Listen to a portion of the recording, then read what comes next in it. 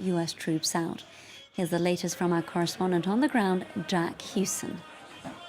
Iraqi protesters marched through the capital, Baghdad, today, calling for the ejection of US troops from the country. The protest was called for by Muqtada al-Sadr, the hardline Shia cleric who so many times has stood up to US influence here. Al-Sadr called for a 1 million-man march. We've not seen those kinds of numbers, but thousands were chanting anti-American and anti-Israeli slogans, many among them pro-Iranian militiamen. This sentiment, of course, has come about following the assassination of the Iranian general Qasem Soleimani at Baghdad airport on January 3rd. There's anger, clear anger at this unilateral breach of Iraqi sovereignty by the Americans. But many among the crowd were also there to voice their distaste to any foreign influence in the country. And of course, that includes Iranian influence. Iran has been hugely influential in Iraqi politics since the fall of Saddam Hussein. So many young Iraqis will be conflicted about attending this protest, as for the past 4 months the protest movement has been very much about trying to push Iranian influence out of the country. And of course Qasem Soleimani, a chief architect of that influence, who is understood to have been behind much of the brutal crackdown against the protest movement, which has resulted in the deaths of over 500 young Iraqis. So clear anti-American anger here on the streets of Baghdad today, but also conflicted feelings for those who want to see Iranian influence ousted from Iraqi public life. Jack Hewson with that report. Moving on, an earthquake has rocked eastern Turkey, killing at least 18 people. More than 500 are reported to have been injured. Now, rescue teams and emergency workers, as you can see in these images from neighbouring provinces, have been dispatched to the affected areas. This in a bid to search for some 30 people who are still trapped under the rubble. This quake has left hundreds of residents homeless or with damaged homes. Of course, we'll bring you more developments on that story as they come in. Now, just when you thought strikes were over here in France and transport services were steadily improving, angry workers took to the streets again this Friday, and it's been declared a day of action, with unions staging a one-day walkout. This in a bid to call on Emmanuel Macron to ditch the latest overhaul of the country's pension system since World War II. On the 50th day of industrial strikes in France, French unions and thousands of protesters across the country are making a last-ditch effort to pressure Macron's government. They want them to scrap their planned pension reform, and on the street this Friday, protesters showed no signs of giving up. We will continue. We haven't won yet, so we'll continue to fight and stay in the streets because we don't agree with what's been proposed. Macron's government presented their new points-based pension system to the cabinet this Friday, bringing them one step closer to making it law. Macron says the current system is unfair and outdated, but so many on the street believe the new system would hurt the poorest workers the most. We've seen this model in countries like Sweden and elsewhere, where the points system completely breaks apart and devalues the pension of retirees. And we don't want to be the generation that sacrifices the next. So for us, it must be total withdrawal of this reform. It's unacceptable. The movement, however, seems to have lost some momentum. Travellers were faced with some disruption, but in the capital, for example, all metro lines were operating, albeit with an irregular service. A very different story to the early days of the strikes, when at times only 7 out of 16 would be operating. The Eiffel Tower was shut this Friday, and authorities at the Palace of Versailles and the Louvre Museum warned visitors of potential disruptions. Unions are planning to hold 3 more strikes next week. Well, that's it from us. Thank you for watching France 24.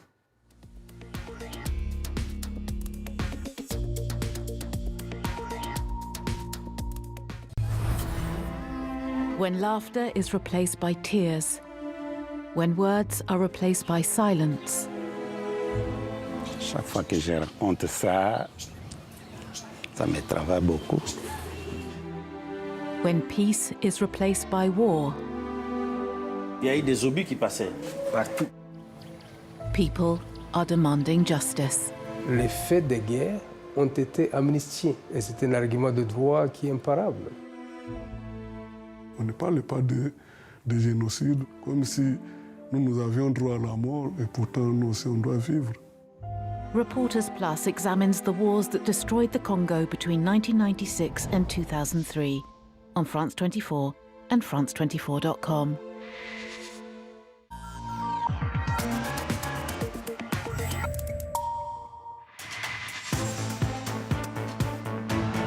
It's The World This Week, 7 days, 4 Paris-based correspondents, 1 hour. The World This Week in partnership with the Daily Beast. Joining us, Vivian Walt, Paris correspondent for Time Magazine. How are you? Good evening. Very well, thank you. All right. With us as well, Richard Verly, Paris correspondent for Swiss daily newspaper. Good evening. Le Temps, how are you? Fine. All right. Alexis Poulain, reporter and columnist, co-founder of The Modern World, the news website. How are you? Good, thank you. All right. And Patrick Smith, editor-in-chief of the Africa Report. Greetings. Greetings, Francois, and bonne année. Meilleurs vœux. You can say Happy New Year in France. Now? Until January the 31st, which is great. Okay. Oh, I thought it was January 15. I've been told the 31st. Oh. The World This Week on Facebook and Twitter, hashtag World This Week. Speaking of New Year's, tough start to the year of the rat, the Chinese New Year. It's normally when 100 million travelers hit the road. This time it finds Beijing's Forbidden City forbidden to tourists. Entire cities are under lockdown with passengers screened for signs of coronavirus fever, the outbreak being compared to the 2003 SARS virus that claimed nearly 800 lives, with cases already going beyond China's borders. And of course, the first thing you think about when you look at that, at the what's been going on since December 31st, when the first case happened, is this is a big test for a country that has an entirely different standing, Vivian Wald, from the one it had back in 2003. Well, absolutely. I mean, the economy, of course, is vastly bigger.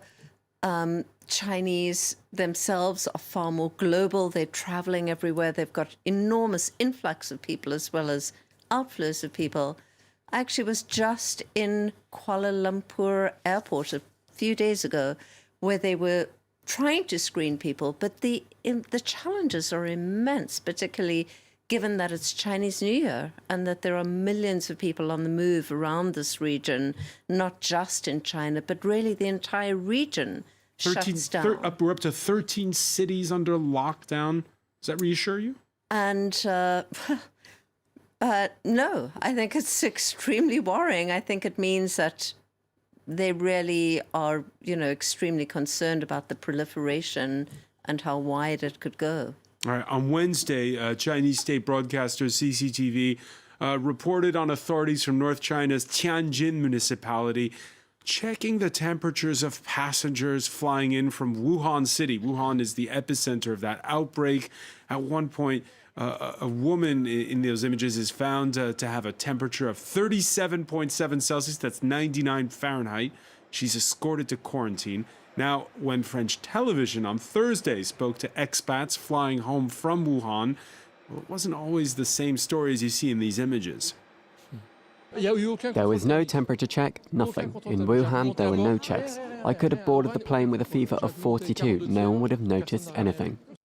Okay, so Viv is worried. Are you worried, Richard Verly, listening to that? Well, I think we've got to be worried because the scale of that possible epidemic is huge. And what is worrying is that at the moment, the WHO, the World Health Organization based in Geneva, seems to be maybe too cautious, too prudent. Some start to say that maybe they don't want to offend China. But the fact of the matter is that so far, I believe they have not declared a complete emergency, while maybe it would be better to take more measures, because you've got government, you said it, in Southeast, who are maybe not completely prepared to receive this influx of Chinese tourists in a time of possible epidemic. So yes, definitely worrying and worried.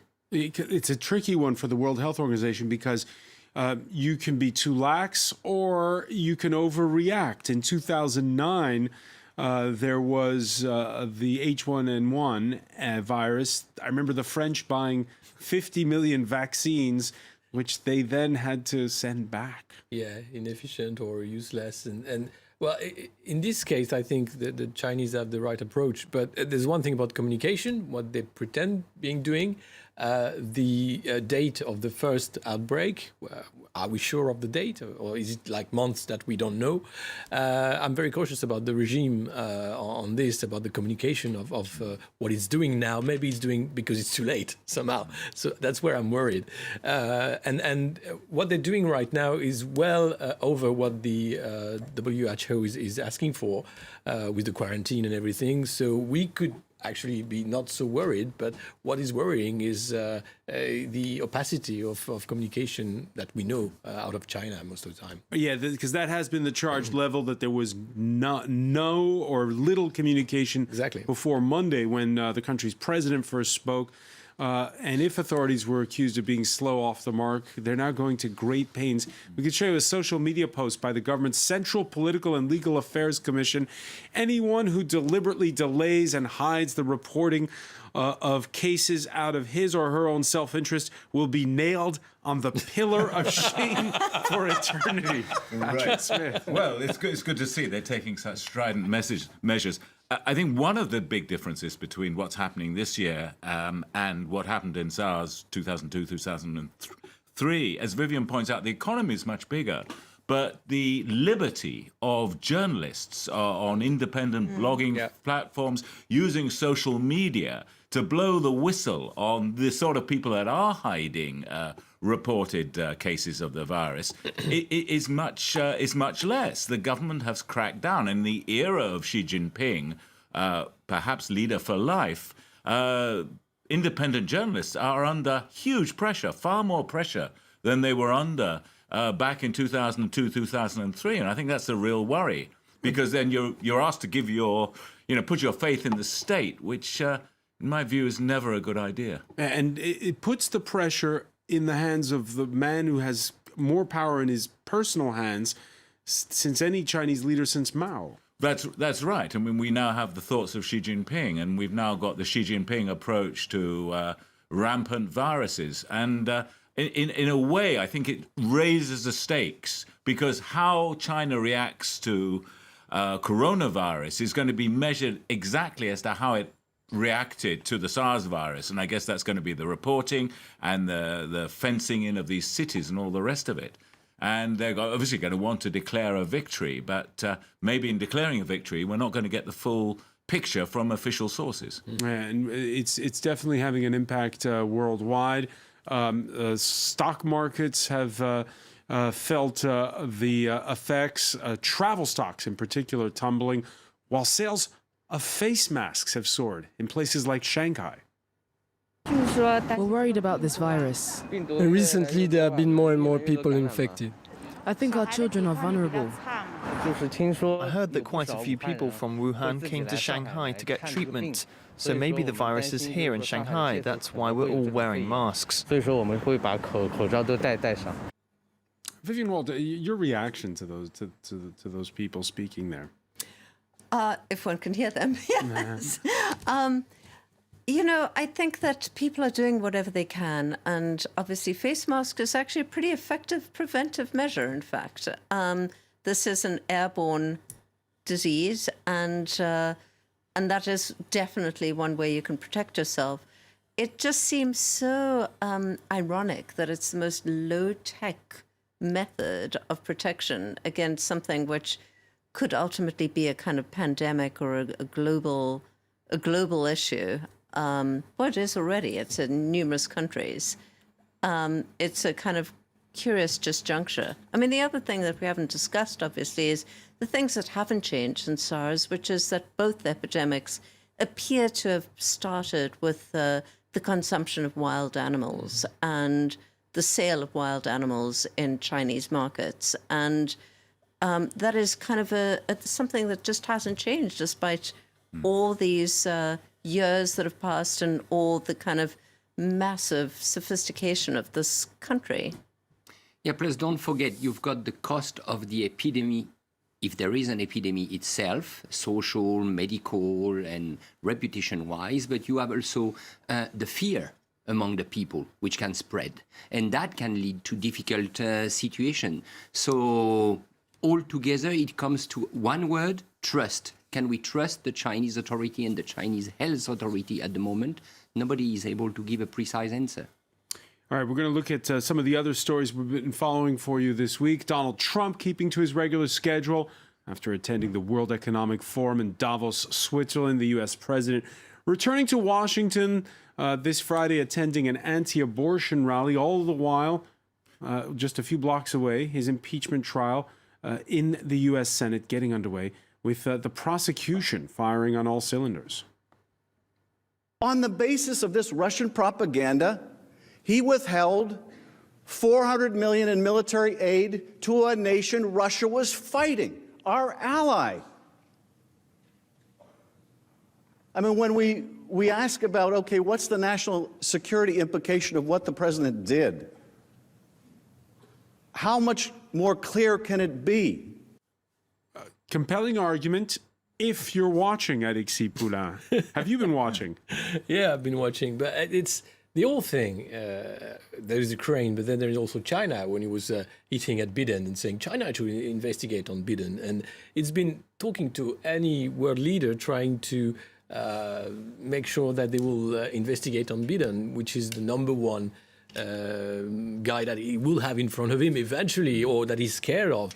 What we see here with Giuliani, with Trump and the rest is a bunch of mobster goons where they're talking to world leaders like they're selling a new property market or something, or a Trump Tower, and saying, hey, we're going to do a deal. Let's do this. And you'll get some weapon of mass destruction in return. It's not right. There's something clearly wrong in our democracies that something like this happened, and that the impeachment is all a joke, because right now the GOP, the Grand Old Party, is all sticking behind Trump because it's the only ticket for this year for the election.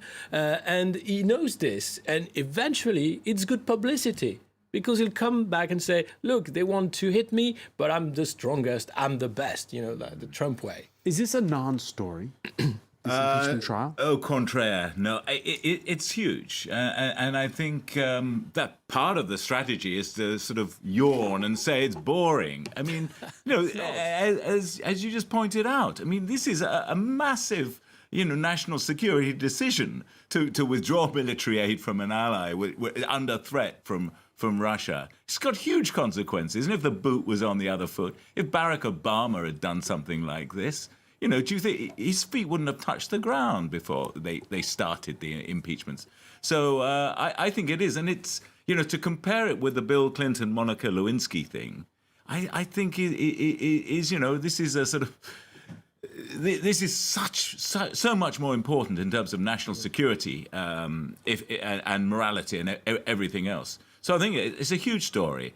And Schiff, to his credit, has played a blinder the other day. I mean, his speech was brilliant. I think the problem was so few people saw it. Probably more people saw it in Europe than saw it in the States. But the issues are big. The stakes are very high. And I'm not 100% certain. I certainly don't buy into the Republican narrative. This is going to damage the Democrats. I mean, the point Schiff is making says whether or not it damages us in the short term, we have to do this because this is an issue. We can't allow it just to be seen as a bit of partisan tit for tat. It really is a point where we must take our stand, and I think they're right to do that. Are you surprised that, social media can be an echo chamber. So if you're anti-Trump, you're going to think Schiff was great, and if you're pro-Trump, you're going to think he was terrible. But are you surprised at how much of a following he seems to have had this week? I mean, I think that, Patrick is right that the Democrats had to do this. I mean, if they don't impeach him for this kind of issue, then what use is the Constitution? It was exactly for this kind of transgression. And I don't think anyone actually disputes the facts of the matter. It's clear, I think, to everybody on all sides that he broke the law. So will it have an impact? The question is, it will certainly have an impact. Which way, I think, is the open question. And I think what's so depressing for people in America is that there doesn't seem to be any kind of recourse, ultimately. And the old saying that Trump said that, I can shoot somebody in Fifth Avenue and get away with it, seems to be playing out now. And it's extremely dispiriting for people. And ultimately, I think for both sides, that there's something that is so corrosive at this point. How much coverage is it getting in your newspaper, Richard? A lot. I think we have run articles day by day since the beginning of the trial. I'm not sure we all understand precisely what's going on because we have to re-explain every day how it works, the majority of the Senate being Republican. So it's not an easy trial to cover. And it's not easy to cover because, as you just said, Trump's strategy is clearly to say, I don't care. I don't bother. He was in Davos. Can you believe he was in Davos the very day the trial started in Washington? And then he is now leading this anti-abortion march. So we have here a pure communication strategy, which is to make the American believe, at least his camp, the pro-Trump camp, that whatever happened in this impeachment doesn't matter at all. And I believe it's very worrying because he is the president of the United States. And what is at stake is the Constitution. So the way he behaves, I believe, is not the way of a statement should do. I think the problem is that the Democrats went with a very weak thing on this call. The big affair about Trump is the Russian meddling on the election. But there's no proof, or if there is, it's like in books, and there are some inquiries, but there's no proof that you can get. And what they had is very weak, and Trump knows this. It's just about Biden-son and the corruption of the elites in somehow. So it works as you said.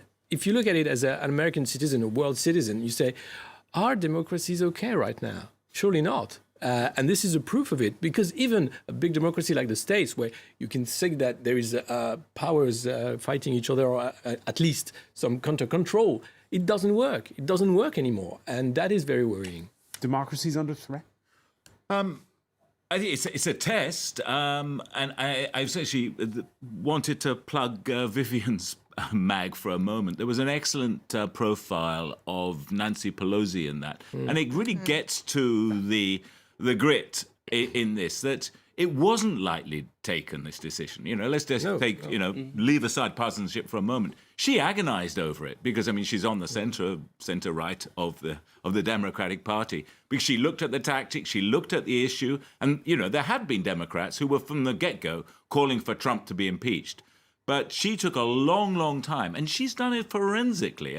She and Schiff have gone around, they've taken, these are the heavy hitter legal brains that we've been working with, and they've taken it very seriously. So I think it's a big test of the democratic system. I don't think it's about to fold. The Senate, if the Senate doesn't convict Trump, I don't think it means the end of democracy in the US. No. Because ultimately, it's going to be decided in November. And the rest of the world is now thinking about what happens if he's reelected. When we come back, we're going to look at what the relationship will be like between the US and its traditional allies, particularly when it comes to trade. You're watching The World This Week.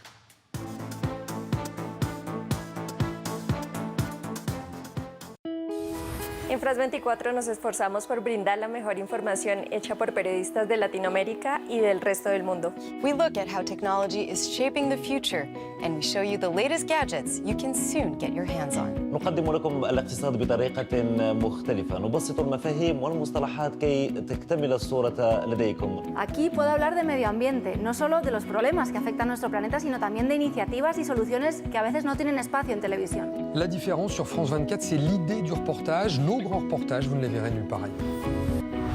Liberté, égalité, actualité.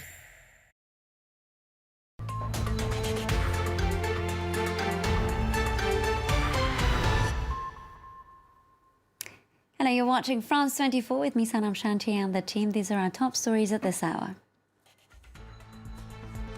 The deadly coronavirus has now reached Europe, with France confirming 3 cases. The news comes as the US confirms a second case of its own. Meanwhile, China's lockdown to contain the disease represents the first large-scale quarantine in modern times. Unborn children have never had a stronger defender in the White House. Those are the words of Donald Trump, who becomes the first president to attend the March for Life rally in America's 47-year history. Plus, tens of thousands take to the streets in Iraq to call for US troops to leave the country. This was in response to a call by Shia cleric Muqtada al-Sadr, Meanwhile, 2 protesters were killed and 25 wounded later in a separate protest. Well, that's it from us at this hour. Do stay tuned for the second part of The World This Week with François Picard.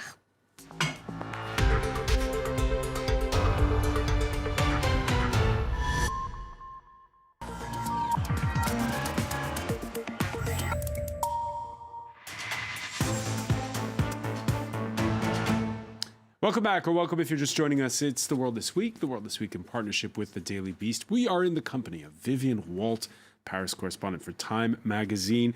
We're with Richard Verly, Paris correspondent for Swiss daily newspaper Le Temps.